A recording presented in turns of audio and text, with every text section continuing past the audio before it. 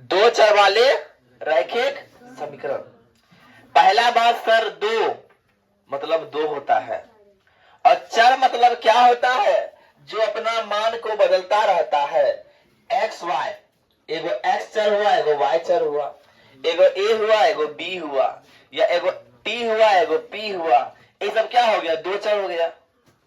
अब रैखिक मतलब क्या होता है? जिसका घात एक हो। जिसका घात क्या हो? एक हो।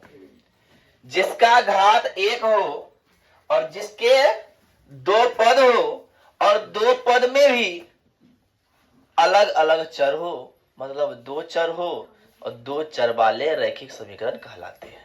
बात क्लियर? अब आते हैं, तो मान लो दो चर वाले रैखिक समीकरण का, दो चर वाले रैखिक समीकरण का पहला समीकरण हो A X a1 x plus b1 y plus c1 बराबर 0। ठीक है? ये कौन है?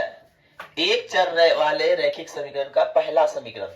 और दूसरा समीकरण है a2x plus b2y plus c2, है ना, बराबर 0। वैसे अगर ध्यान दो, ये हम बताने के लिए बताए हैं। अब आते हैं, तो रैखिक दो चर वाले रैखिक समीकरण होता क्या है? तो दो चर वाले रैखिक समीकरण बराबर होता है, समीकरण बराबर होता है ax plus by plus c। क्या होता है? ax plus by plus c। अब कोई बोले, अब ध्यान देना, अगर कोई लिख दिया है x प्लस 3y प्लस 5 बराबर 0, तो इसमें a का मान क्या होगा? a का मान 1 होगा, b का मान क्या होगा? 3 होगा, और c का मान क्या होगा? 5 होगा। कोई दिक्कत? a b c के मान में कोई दिक्कत नहीं है। इस तरह से हम लोग क्या करेंगे? दो चर वाले रैखिक समीकरण को लिखेंगे। दो चर वाले। अब आओ इस बॉक्स को देखते हैं। इसमें हम लोग को क्या समझना है ना? इस बॉक्स को हम लोग देखते हैं। और ध्यान दीजिएगा, जब भी हम रैखिक समीकरण युग्म की बात करेंगे, जब भी हम रैखिक समीकरण युग्म की बात करेंगे, तो मेरे पास दो समीकरण प्राप्त होगा। मेरे पास दो समीकरण प्राप्त होगा। एक समीकरण होगा a1x plus b1y plus c1, समीकरण एक होगा। और दूसरा समीकरण होगा a2x प्लस b2y और प्लस c2, ये दूसरा समीकरण होगा। बात क्लियर? बात क्लियर?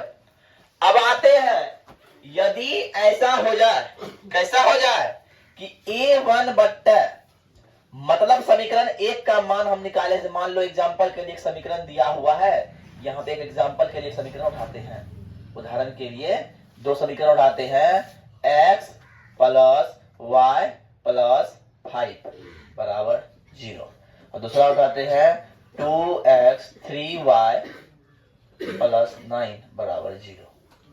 यहां पे जो पहला वाला समीकरण है, यहां जो पहला समीकरण है, उसमें जो x के बगल में है वो है a1।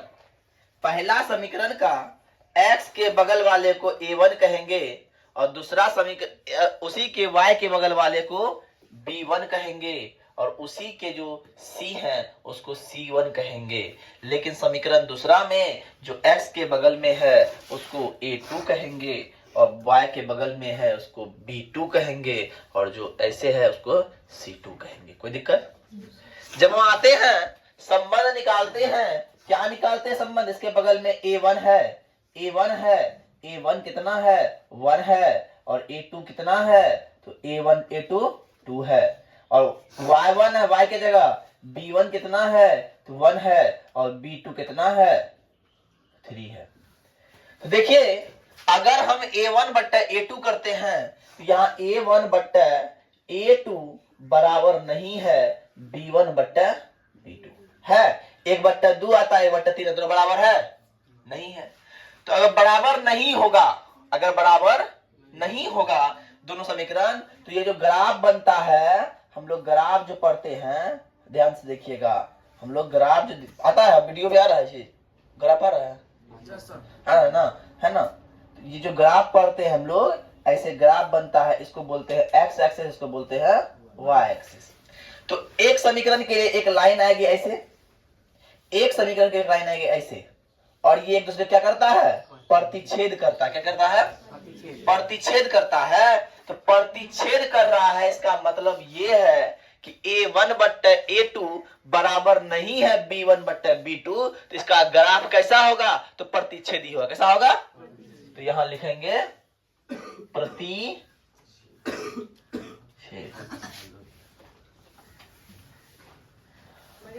ध्यान समझना।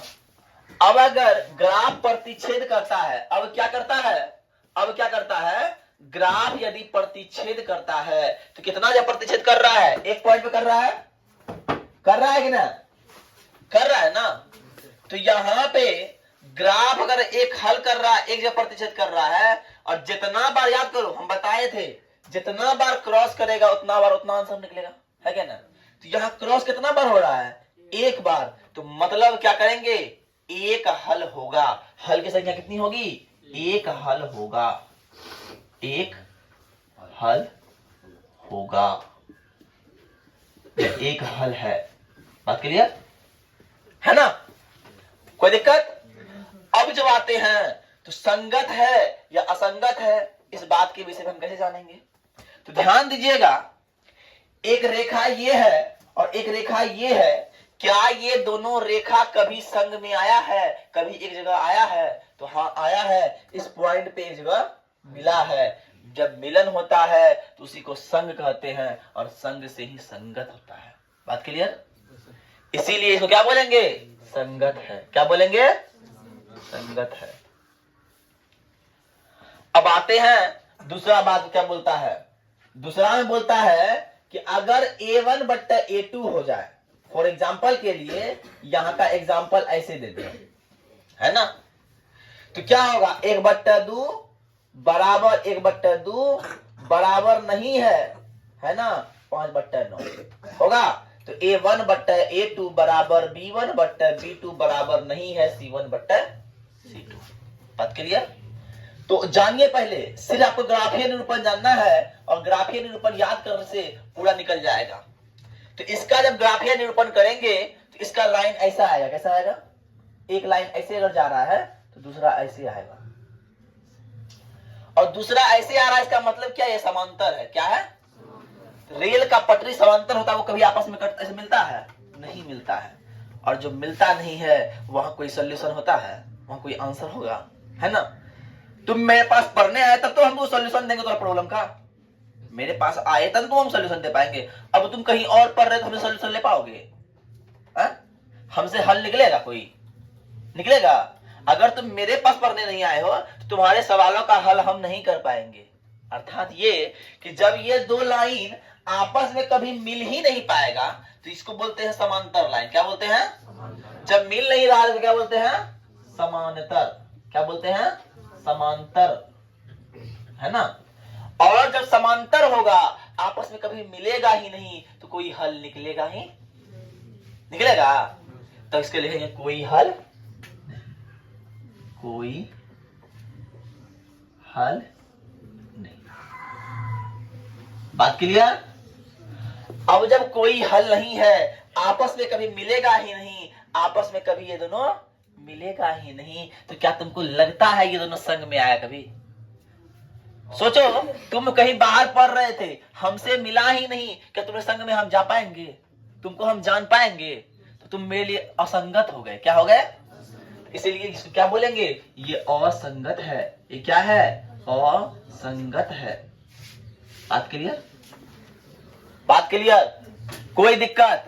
नहीं ना है, कोई परेशानी नहीं हो रहा है। अब आते हैं तीसरा पॉइंट पे आते हैं। अब आते हैं हम तीसरा पॉइंट पे। सभी का बस ग्राफीय निरूपण मुझे को जानना है, उसके बाद सारा निरूपण आप खुद निकाल पाइएगा। मान लेते हैं एग्जाम्पल है, एक ऐसा एग्जाम्पल है, हम उठाते हैं, है ना, 5 मान लो, यहाँ 10 देते हैं। क्या होगा, 1/2 बराबर 1/2 बराबर 5/10। ले आते हैं 1/2 बराबर 1/2, कटा दो कितना होगा, 1/2 होगा। तो ये जो निरूपण है ये बता रहा है कि हम A1/A2 है बराबर B1/B2 है बराबर C1/C2 है। तो इसका ग्राफीय निरूपण किया जाए, ये x एक्सिस है और ये y एक्सिस है, तो पहला समीकरण ये होगा, पहला समीकरण ये होगा। और जानते हो दूसरा समीकरण कहां होगा, और दूसरा समीकरण भी इसी रेखा पे होगा, सेम रेखा पर, समझे। पहला समीकरण जहां होगा उसी रेखा पर दूसरा समीकरण होगा। और जानते हो एक साथ रेखा जब ग्राफ पर चलती है, जब कोई रेखा एक साथ एक दिशा में और एक ही साइड से और एक के लाइन पर चल रहा है, तो उसको बोलते हैं समपाती, है ना। क्या बोलते हैं, समपाती। क्या बोलते हैं, समपाती। तो यहां ग्राफीय निरूपण कैसा होगा, समपाती। कैसा होगा, समपाती। अब बात समझना, समपाती है तो ये कितने पॉइंट पे मिल रहा है क्या ना। कितना हल निकलेगा तो ये मिलना चाहिए पहले, अगर मिलेगा नहीं तो हल निकलेगा नहीं। तो हल निकालने के लिए, आंसर सॉल्व करने के लिए, कोई प्रॉब्लम का निपटारा करने के लिए मिलना जरूरी है ना। तो देखिए मुलाकात होती है कि नहीं, तो ध्यान से देखिएगा। इसका यहां मिला, यहां मिला, यहां मिला, यहां मिला, यहां मिला, यहां मिला, प्रत्येक पॉइंट पे हमेशा मिलते रहेगा। ये भी आगे बढ़ते रहेगा, ये भी आगे बढ़ते रहेगा और आपस में मिलते रहेगा। कितना बार मिला, तो अनेक बार मिला। कितना बार मिला, कितना बार मिला जी, अनंत बार मिल रहा है, अनेक बार मिल रहा है। जन्मों जन्म का रिश्ता है, ये हमेशा कभी कभी बिछड़ने वाला नहीं है। अगर अनेक बार मिलेगा और होगा मिलन अनेक बार, तो अनेक बार निकलेगा हल। इसका क्या बोलेंगे, अनेक हल होगा। कितना हल होगा, अनेक हल, अनेक हल होगा। और देखिएगा जब अनेक हल होगा, मतलब हल होने के लिए, किसी प्रॉब्लम का सॉल्यूशन होने के लिए मिलना जरूरी है, संग में आना जरूरी है। तो ये होगा क्या, संगत होगा। क्या होगा, कोई दिक्कत। चलिए इतनी बात अगर समझ में आ गई तो चैप्टर समझ में आपको बहुत आसानी से आ जाएगा, है ना। थोड़ा उतारिए, हम तब बिठाएंगे। कोई दिक्कत, चलिए।